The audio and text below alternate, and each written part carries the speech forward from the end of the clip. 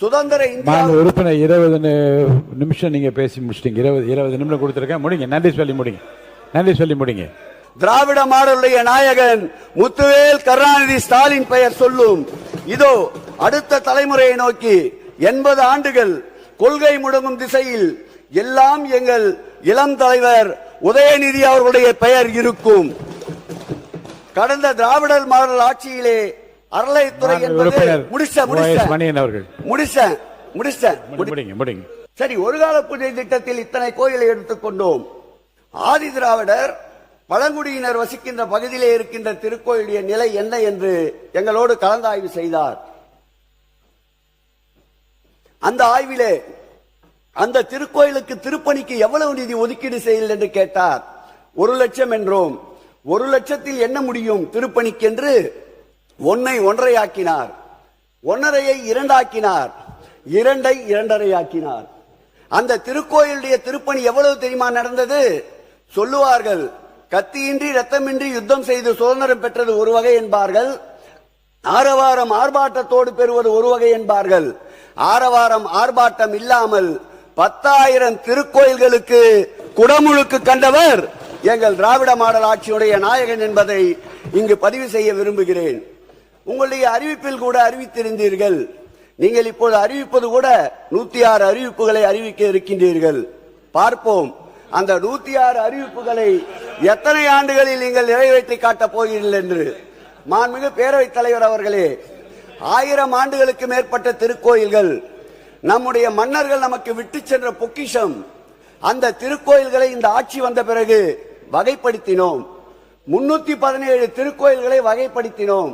அந்த 317 திருக்கோயில்களுக்கு சரித்திரத்தில் இல்லாத அளவிற்கு 2022-23 ஆண்டு 100 கோடியை அரசு மானியமாக வழங்கினார். 24-25 அதேபோல் 100 கோடி என்று, கடந்த ஆண்டு 125 கோடி என்று 425 கோயில்களுக்கு மாண்புமிகு தமிழக முதல்வர் அரசு நிதியாக வழங்கினார். அதோடு சேர்த்து 135 கோடி பொதுநல நிதியும் உபயதார நிதியும் வழங்கப்பட்டு 560 கோடியில் 317 திருக்கோயில்கள் திருப்பணிக்கு எடுத்துக் கொள்ளப்பட்டு சுமார் 90 திருக்கோயில்கள் 1000 ஆண்டுகளுக்கு மேலான திருக்கோயில்களுக்கு குடமுழுக்கினை கண்டோம். அதன் வாயிலாகத்தான் நம்முடைய கோவி செழியன் சட்டமன்ற உறுப்பினர் தொகுதியிலே இருக்கின்ற யுனெஸ்கோ விருது பெற்ற ஒரு திருக்கோயிலும் அதில் அடங்கும் ஆபத் சகாயர் திருக்கோயில் என்பதை இந்த நேரத்தில் நான் பதிவு செய்ய கடமைப்பட்டிருக்கின்றேன். அதில் ஒன்றை சொல்லுவார்கள், நாங்கள் கூட திருப்பணிக்கு இப்பொழுது 217 கோயிலுக்கு வகைப்படுத்தி இருக்கிறோம் என்று. என்னுடைய கேள்வி, நாங்கள் ஏற்கனவே எடுத்துக்கொண்ட 317 கோயில்கள் இதில் அடங்குகிறதா, அல்லது இதை தவிர்த்து நீங்கள் 217 திருக்கோயில்களுக்கு குடமுழுக்கு காண இருக்கின்றீர்களா என்பதை பதில் வாயிலாக அறிய விரும்புகிறேன். மாண்புமிகு பேரவைத் தலைவர் அவர்களே, கடல் உள்ளவரை, கார் உள்ளவரை, அருவி உள்ளவரை, ஆறு உள்ளவரை திருக்குல நாயகன் எங்கள் தலைவர் முத்துவேல் கருணாநிதி ஸ்டாலின் அவர் பெயர்களை எப்பொழுதும் சொல்லும். அவர்கள் வழியில் எங்கள் திராவிட மாடல் ஆட்சியில் ஒரே சப்ஜெக்ட் தான், இதோட முடிச்சுட்டு நிறைய வரைக்கும் போயிடுறேன். எங்கள் திராவிட மாடல் ஆட்சியில் 4 திருக்குளங்களை புதிதாக வெட்டினோம். அதோடு நிற்கவில்லை, 143 கோடி ரூபாய் செலவில் 272 திருக்குளங்களை மேம்படுத்துகின்ற பணியை ஏற்றுக்கொண்டோம். அதில் 109 திருக்குள பணிகள் முடிவுற்றிருக்கின்றன.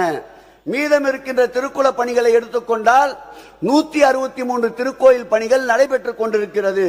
உங்களுடைய கொள்கை விளக்க குறிப்பிலே குறிப்பிட்டிருக்கின்றீர்கள், இந்த ஆண்டு கிட்டத்தட்ட 250 திருக்குளங்கள் சீரமைக்க போகிறோம் என்று சொல்லியிருக்கின்றீர்கள்.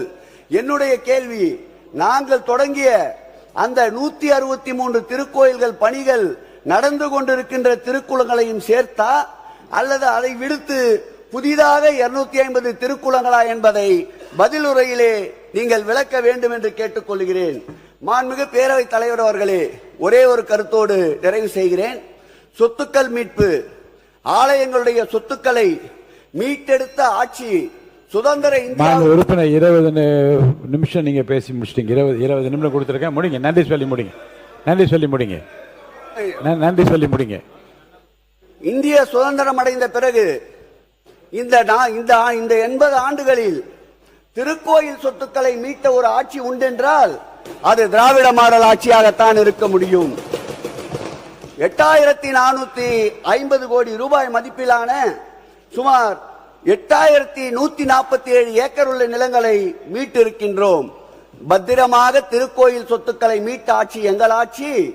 இந்த ஆட்சி மீட்ட சொத்துக்களை பத்திரப்படுத்திக் கொண்டிருக்கின்ற ஆட்சி இந்த ஆட்சியாக இருக்கின்றது.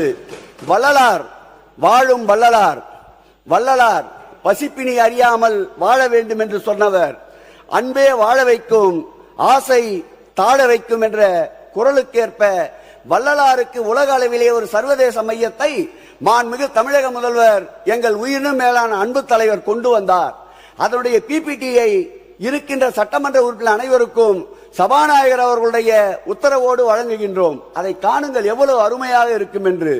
அது நீதிமன்றத்தின் நெடிய படிக்கட்டுகளில் நாங்கள் வாதிட்டுக் கொண்டிருந்தோம். நீங்கள் ஆட்சி பொறுப்பை ஏற்றவுடன் அதை திரும்ப பெறுகிறீர்கள். எந்த வகையில் நியாயம்? யார் வள்ளலார்? தமிழகத்திற்கு மாத்திரம் சொந்தமல்ல. தன் மீது போடப்பட்ட வழக்குக்காக நீதிமன்றத்திற்கு செல்லுகிறார். வழக்கு போட்டவரே அவரை பார்த்தவுடன் நெடுஞ்சானாக விழுந்து வணங்குகிறார். நீதிபதி அந்த வழக்கை தள்ளுபடி செய்கிறார்.